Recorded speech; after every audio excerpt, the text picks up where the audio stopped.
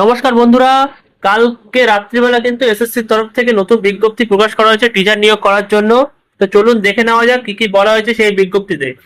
প্রথমেই যদি চলে আসি, মাধ্যমিক লেভেলে কিন্তু 23,212টি ভ্যাকেন্সি রয়েছে।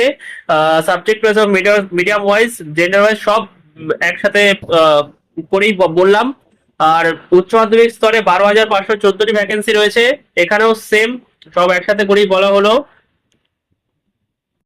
ডিটেল সাবজেক্ট ওয়াইজ ভ্যাকেন্সিস গুলো আপনারা ছবিতে উপরের ছবিটা দেখতেই পাচ্ছেন আশা করি। সিলেকশন প্রসেসে কিন্তু written exam, academic evaluation, interview এবং লেকচার ডেমনস্ট্রেশন এবং এক্সপিরিয়েন্সের বেসিসেও একটা কিন্তু মার্কস বরাদ্দ করা হয়েছে। ব্রেকআপ সব ছবিতে আপনারা দেখতে পাচ্ছেন। আরো ডিটেলসে দেখতে চাইলে আমাদের টেলিগ্রাম চ্যানেলে চলে আসতে পারেন, সেখানে ছবি দেওয়া থাকবে।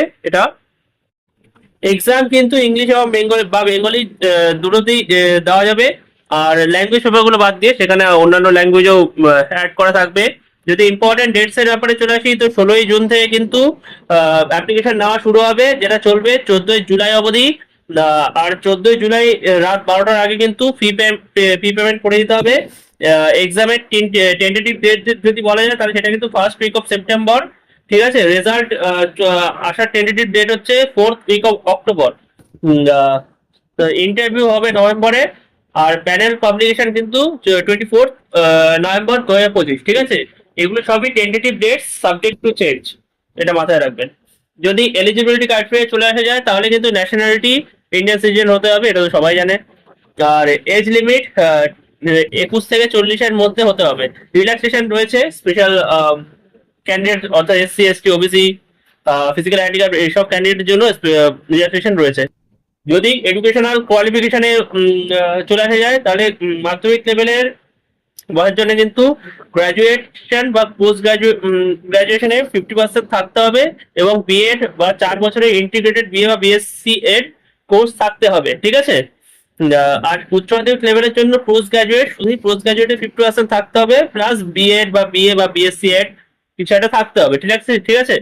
5% মার্কস রিল্যাক্সেশন রয়েছে, সেটা রিজার্ভ ক্যাটাগরির জন্য। ঠিক আছে, অ্যাপ্লিকেশন প্রসেসে চলে আসে যায়, অনলাইনে অ্যাপ্লাই করতে হবে।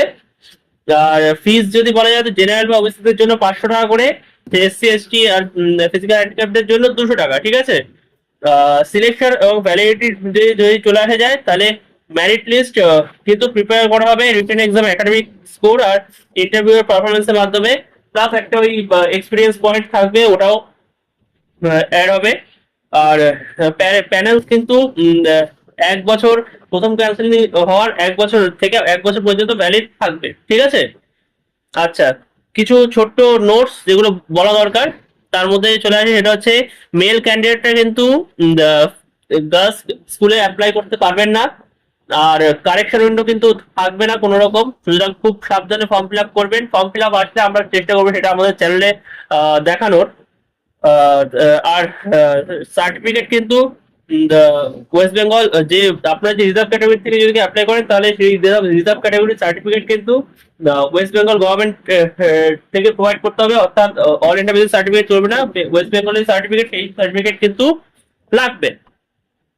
ফুল নোটিফিকেশন এবং সিলেকশন প্রসেস আমাদের টেলিগ্রাম আর ফেসবুক পেজে দেওয়া থাকবে। আর চ্যানেলগুলোর লিঙ্ক, ফেসবুক পেজ এবং টেলিগ্রাম চ্যানেলের লিঙ্ক কিন্তু আমাদের ডেসক্রিপশনে দেওয়া থাকবে, তো কাইন্ডলি ফলো করে নেবেন। আর একটা ভালো কথা সেটা হচ্ছে গ্রুপ সি আর ডি এর আপাতত কোনো খবর নেই। আপাতত তো সেটা কবে নেওয়া হবে কোনো কিছু বলা নেই। তো ওয়েট করুন, যাদের বিএড বা ডিএলএড নেই তারা ওয়েট করুন, আর কি করবেন। ধন্যবাদ।